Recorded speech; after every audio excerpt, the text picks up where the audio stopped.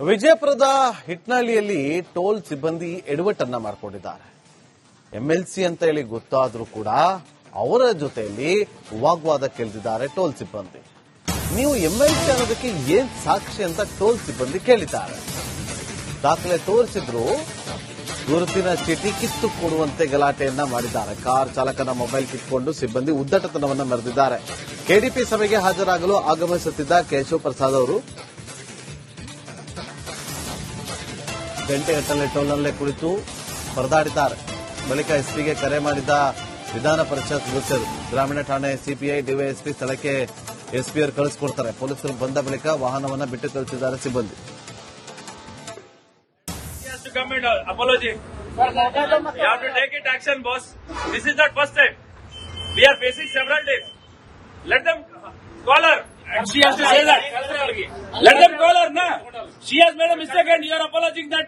अपने एजेंट हो गया जानेंगे? Huh? No, sir. Call her immediately. Call her immediately. ಇಲ್ಲ ಸರ್ ಮಾತಾಡ್ಬೇಕಾದ್ರೆ ಇವನೇ ಹಚ್ಚಿರ್ತಾನ ಅದನ್ನ ಮಾತಾಡ್ಲಿಕ್ಕೆ. ಏ ಅಲ್ಲ ಸರ್ ಬಂದ್ ಮಾತಾಡಲ್ಲ ಸಾಹೇಬ್ರೆ. ಒಂದ್ ತಾಸ ಇಲ್ಲಿದ್ದಿಲ್ಲ ಎದ್ದು ಬರ್ಲಿಕ್ಕೆ ಆಗ್ಲಿಲ್ಲ ನನ್ಗೆ. ಅಲ್ಲ ಮಾಡಿ ತಾಳ ಬರ್ಲಿಕ್ಕೆ ಏನಾಗಿತ್ತು ಹೇಳಿ ಹೇಳಕ್ ಹೋಗ ಮಾತಾಡ್ತಾರಂದ್ರೆ ಅಲ್ಲ ನೀವು ಏನಾಗಿದ್ದೀರಿ ಸರ್ ಹಲೋ ಹಲೋ ನಡೆಯಪ್ಪ ಕರ್ಕೊಂಬಾಕಿಗೆ ಕರ್ಕೊಂಬಾಕಿಗೆ ಸರ್ ಒಂದ್ ತಾಸ ತಿಂತಾರ ಅವ್ರು ಇವತ್ತು ತಳ ಬರ್ಲಿಕ್ಕೆ ಇರಲ್ಲ. 3 ಸತಿ ಫೋನ್ ಮಾತಾಡಿದ್ವಿ ಅವನಿಗೆ. ಕೂಡ್ಲೆಲ್ಲ ಬರ ಸಾರಿ ಹೇಳ ಹೋಗ್ಲಿಲ್ಲ ಹಂಗೆ.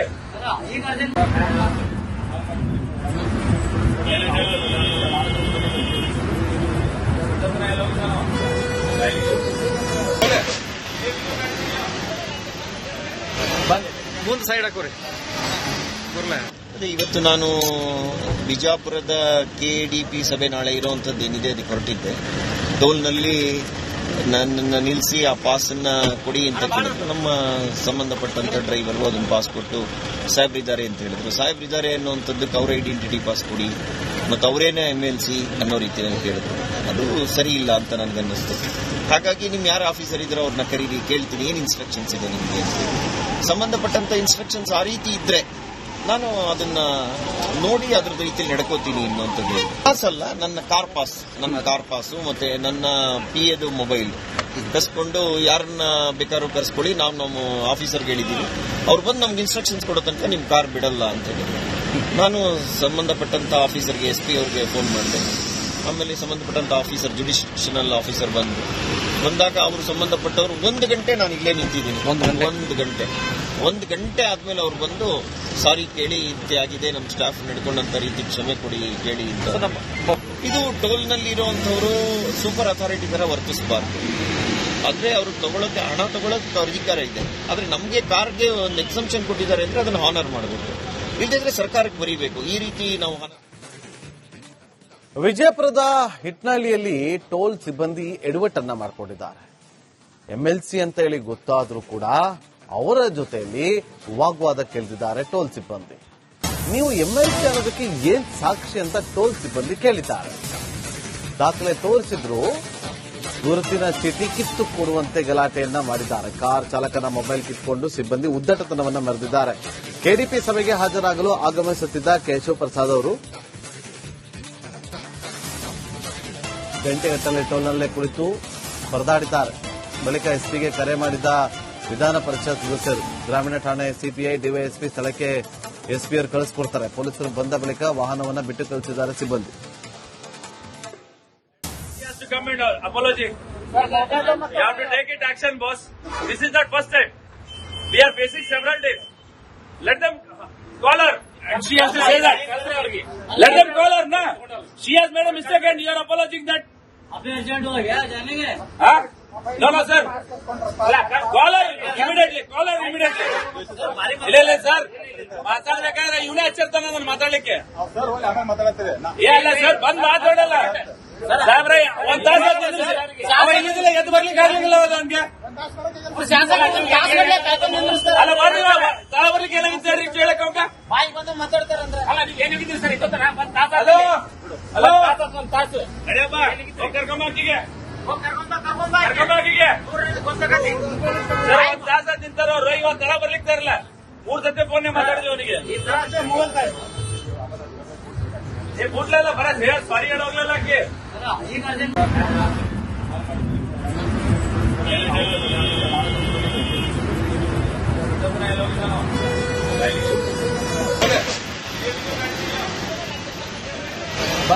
ಮುಂದೆ ಸೈಡ್ ಹಾಕೋರಿ ಅದೇ ಇವತ್ತು ನಾನು ಬಿಜಾಪುರದ ಕೆಡಿಪಿ ಸಭೆ ನಾಳೆ ಇರುವಂತದ್ದು ಏನಿದೆ ಅದಕ್ಕೆ ಹೊರಟಿದ್ದೆ.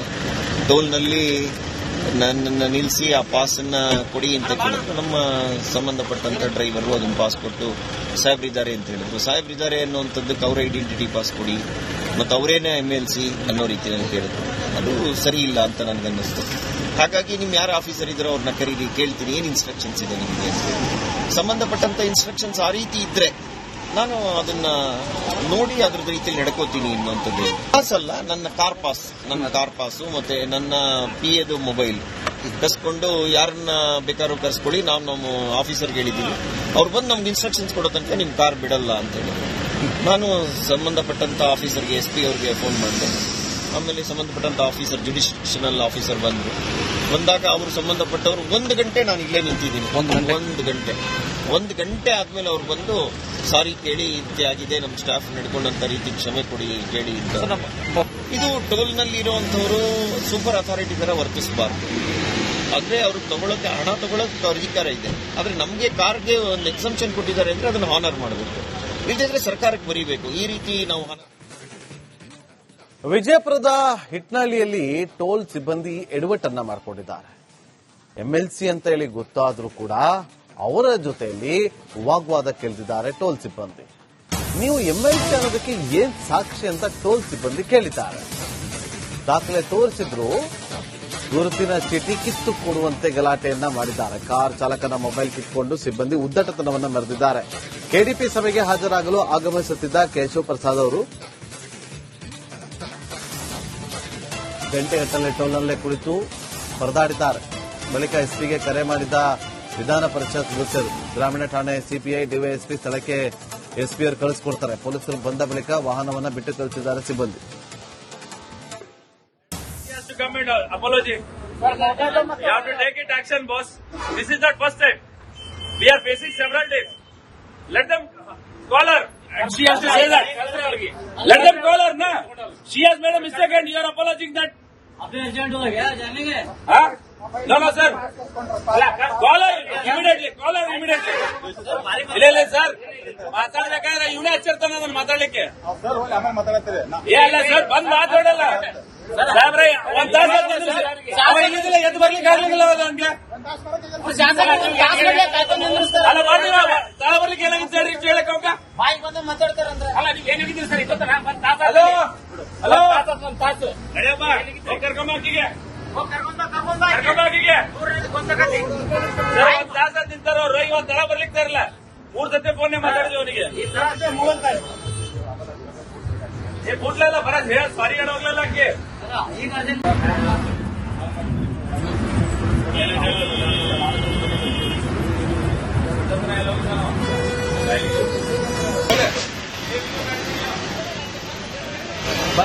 ಮುಂದೆ ಸೈಡ್ ಹಾಕೋರಿ. ಅದೇ ಇವತ್ತು ನಾನು ಬಿಜಾಪುರದ KDP ಸಭೆ ನಾಳೆ ಇರುವಂತದ್ದು ಏನಿದೆ ಅದಕ್ಕೆ ಹೊರಟಿದ್ದೆ. ಟೋಲ್ನಲ್ಲಿ ನನ್ನನ್ನು ನಿಲ್ಲಿಸಿ ಆ ಪಾಸನ್ನ ಕೊಡಿ ಅಂತ ಕೇಳಿದ್ರು. ನಮ್ಮ ಸಂಬಂಧಪಟ್ಟಂತ ಡ್ರೈವರು ಅದನ್ನು ಪಾಸ್ ಕೊಟ್ಟು ಸಾಹೇಬ್ರಿದ್ದಾರೆ ಅಂತ ಹೇಳಿದ್ರು. ಸಾಹೇಬ್ರಿದ್ದಾರೆ ಅನ್ನುವಂಥದ್ದಕ್ಕೆ ಅವರ ಐಡೆಂಟಿಟಿ ಪಾಸ್ ಕೊಡಿ ಮತ್ತು ಅವರೇನೇ MLC ಅನ್ನೋ ರೀತಿಯಲ್ಲಿ ಕೇಳಿದ್ರು. ಅದು ಸರಿ ಇಲ್ಲ ಅಂತ ನನಗನ್ನಿಸ್ತು. ಹಾಗಾಗಿ ನಿಮ್ ಯಾರು ಆಫೀಸರ್ ಇದ್ರೋ ಅವ್ರನ್ನ ಕರೀರಿ, ಕೇಳ್ತೀನಿ ಏನ್ ಇನ್ಸ್ಟ್ರಕ್ಷನ್ಸ್ ಇದೆ ನಿಮಗೆ ಅಂತ ಹೇಳಿ. ಸಂಬಂಧಪಟ್ಟಂತ ಇನ್ಸ್ಟ್ರಕ್ಷನ್ಸ್ ಆ ರೀತಿ ಇದ್ರೆ ನಾನು ಅದನ್ನ ನೋಡಿ ಅದ್ರ ರೀತಿಯಲ್ಲಿ ನಡ್ಕೋತೀನಿ ಅನ್ನುವಂಥದ್ದು. ಪಾಸ್ ಅಲ್ಲ, ನನ್ನ ಕಾರ್ ಪಾಸು ಮತ್ತೆ ನನ್ನ PAದು ಮೊಬೈಲ್ ಕಸ್ಕೊಂಡು ಯಾರನ್ನ ಬೇಕಾದ್ರೂ ಕರ್ಸ್ಕೊಳ್ಳಿ, ನಾವು ನಮ್ಮ ಆಫೀಸರ್ಗೆ ಹೇಳಿದ್ದೀವಿ, ಅವ್ರು ಬಂದು ನಮ್ಗೆ ಇನ್ಸ್ಟ್ರಕ್ಷನ್ಸ್ ಕೊಡೋ ತನಕ ನಿಮ್ ಕಾರ್ ಬಿಡಲ್ಲ ಅಂತ ಹೇಳಿ ನಾನು ಸಂಬಂಧಪಟ್ಟಂತ ಆಫೀಸರ್ಗೆ SP ಅವ್ರಿಗೆ ಫೋನ್ ಮಾಡಿದೆ. ಆಮೇಲೆ ಸಂಬಂಧಪಟ್ಟಂತ ಆಫೀಸರ್ ಜುಡಿಷಿಯಲ್ ಆಫೀಸರ್ ಬಂದಾಗ ಅವರು ಸಂಬಂಧಪಟ್ಟವರು 1 ಗಂಟೆ ನಾನು ಇಲ್ಲೇ ನಿಂತಿದ್ದೀನಿ. 1 ಗಂಟೆ ಆದ್ಮೇಲೆ ಅವ್ರು ಬಂದು ಸಾರಿ ಕೇಳಿ ಇತ್ಯಾಗಿದೆ, ನಮ್ಮ ಸ್ಟಾಫ್ ನಡ್ಕೊಂಡಂತ ರೀತಿ ಕ್ಷಮೆ ಕೊಡಿ ಕೇಳಿ ಅಂತ. ಇದು ಟೋಲ್ನಲ್ಲಿ ಇರುವಂತವರು ಸೂಪರ್ ಅಥಾರಿಟಿ ತರ ವರ್ತಿಸಬಾರ್ದು.